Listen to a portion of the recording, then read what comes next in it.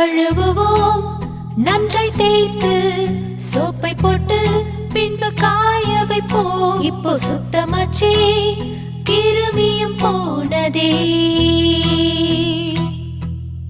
கை கழுவுவோம் பார்க்கில் விளையாடிய பின் கை கழுவுவோம் அழுக்கை போக்கிடவே. கையை சுத்தம் செய்தால் கிருமிகள் ஓடிடுமே.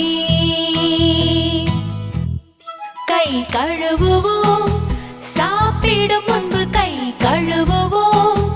தும்பிய பின்பு கையை சுத்தம் செய்தால் கிருமிகள் ஓடிடுமே.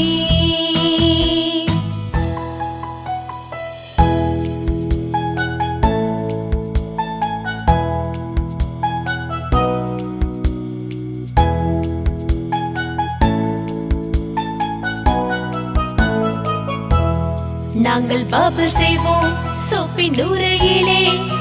நன்றாய் தேய்த்திடு அப்போ அழுக்குகள் போகும்.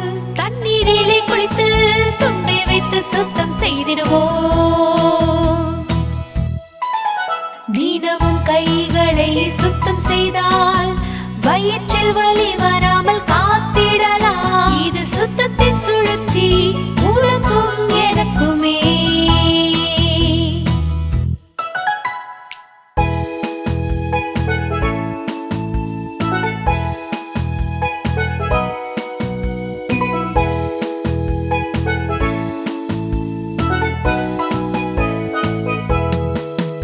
கழுவுவோம் நன்றாய் தேய்த்து சோப்பை போட்டு பின்பு காய வைப்போம். இப்போ சுத்தமாச்சே